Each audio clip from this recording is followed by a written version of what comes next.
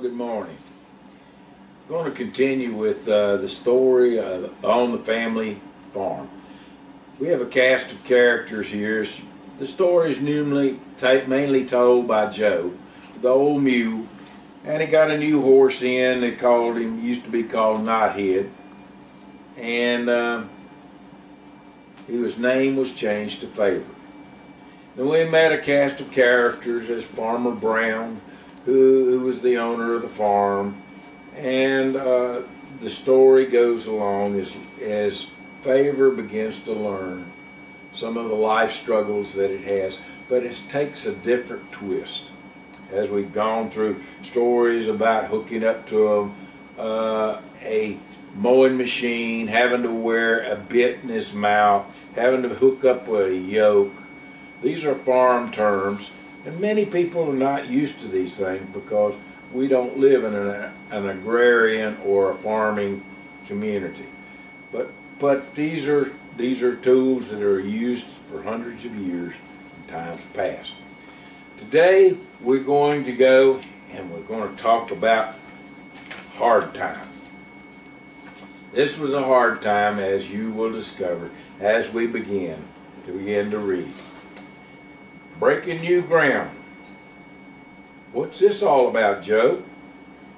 Be patient, Favor, declared Joe. You will never forget this day. We're going to turn over some soil, or dirt. That was what has laid fallow for a long, long time. What do you mean by fallow? Nobody's done any work on the land, just trees grow up. Before you came to help us, Favor, a logging crew came in and cleared this field of trees. And Farmer Brown and I worked for about a year removing the stumps and debris off the land. It was during that time that the hard time came for the Brown family. What's hard time? Questioned Favor. Let me think.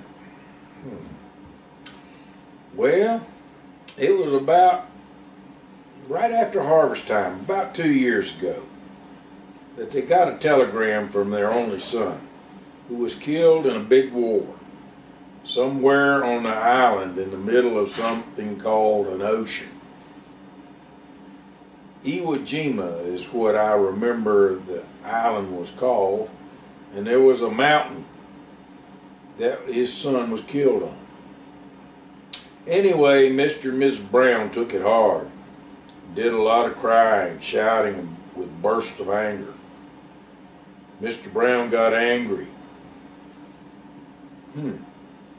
That's unusual, mumbled Favor. That sure sounds different from the person I know. Yes. Then everything on this farm changed. Because God showed up. God showed up. When are you going to tell me about God? Favor chimed in. Perhaps Sunday. You will be able to understand a lot more. A bit more, maybe. When we go, but we have a big job to do today. And we're just waiting for Farmer Brown's command. Well, Farmer Brown came in and they put on the yoke and the bit and put the blinders on Favor's eyes, and oh boy, and they went and hooked him up to something kind of new tool. It's called a plow. Went out to the field and it says, "Giddy up! Let's go now! Oh, come on, pull!" Farmer Brown hollered as the plow sunk into the earth and began to turn the soil. "Come on, Joe! Favor, pull!" he yelled. "Wow, this is hard." "Shut up and pull, Favor.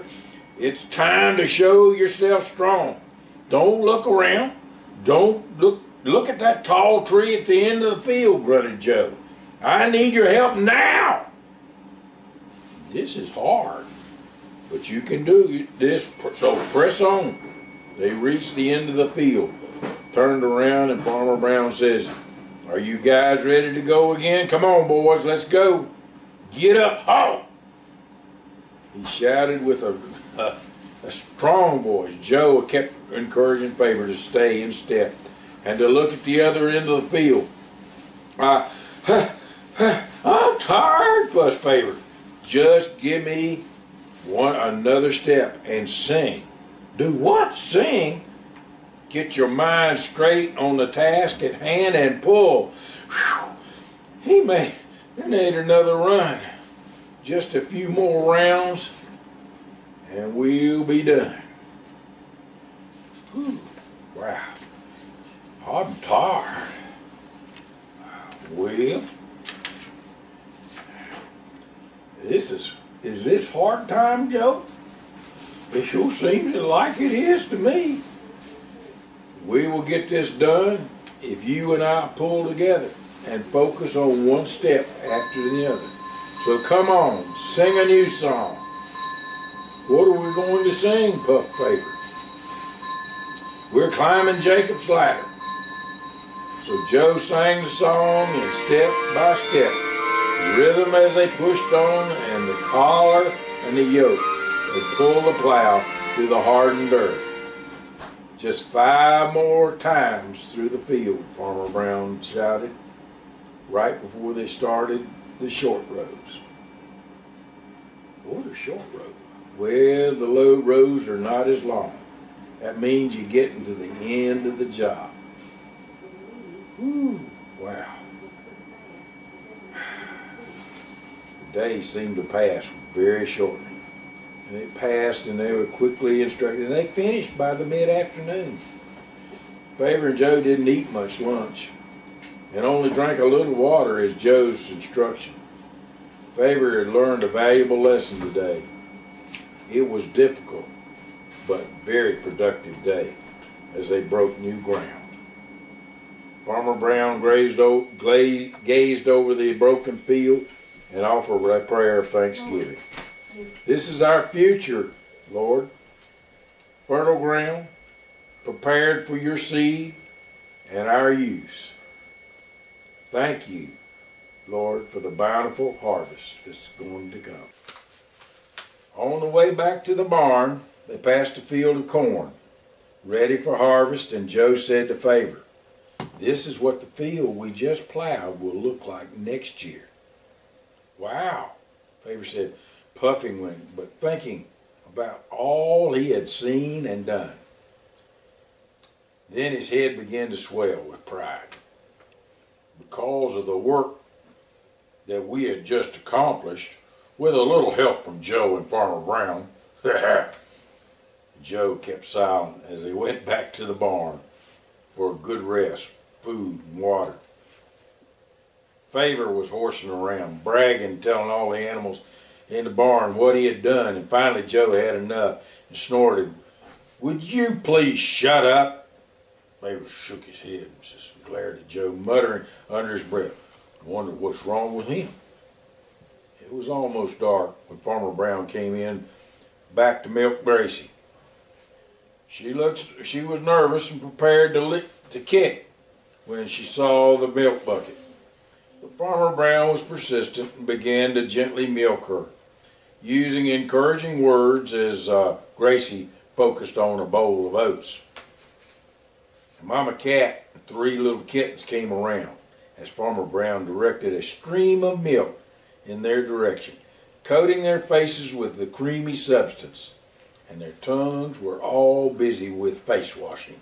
"Good night, boys," Farmer Brown said as he turned out the lights. It was a good day, with a goal accomplished as fatigue crept into the team. "Be sure to get some salt from the salt lick and drink some water before you doze off tonight," Joe instructed Favor. "I don't want to," snorted Favor. "I did so well today, I don't have to do anything you tell me." "You're not my boss." "Suit yourself, and bless you and keep you safe," Joe gently replied and proceeded to lick some salt and have some drink of water himself. Favor thought, this is a different kind of place, but I'm too tired to think about it.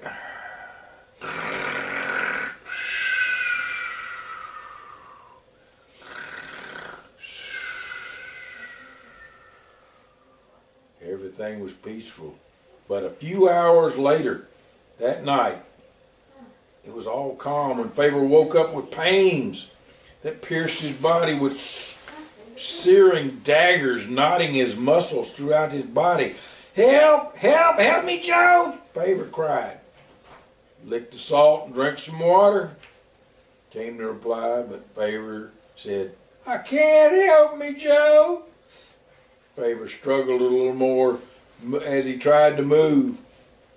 The knotted muscles just pain shearing his body.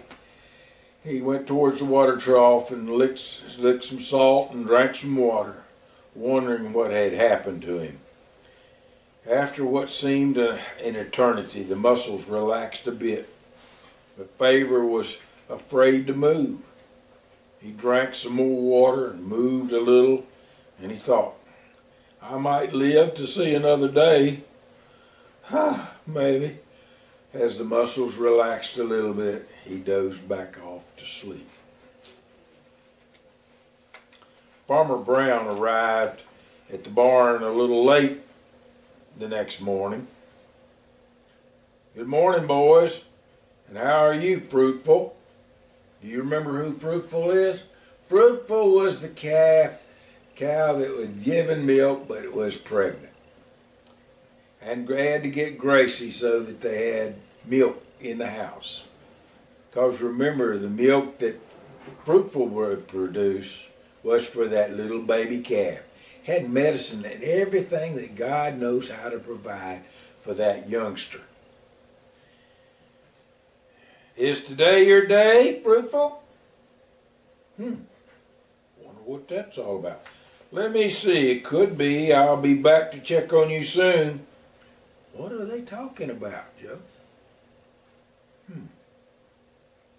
Could it be? What do you think?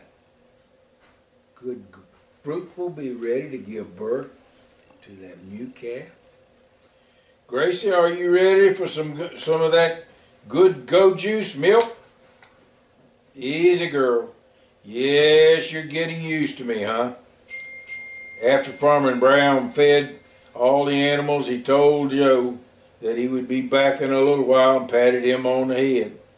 Why didn't he talk to me, Favor thought, as he munched away on his corn and oats and mixed grains with a little molasses. Wow. Let's see what happens. That's it.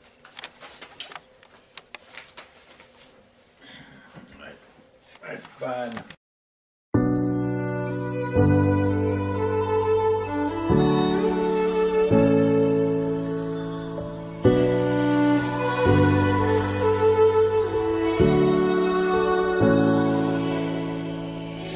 Day in, day out, it's the same road we're walking down. Same job, same town, 'cause we've been told that's the way our world goes round. Walking on the grounds we've always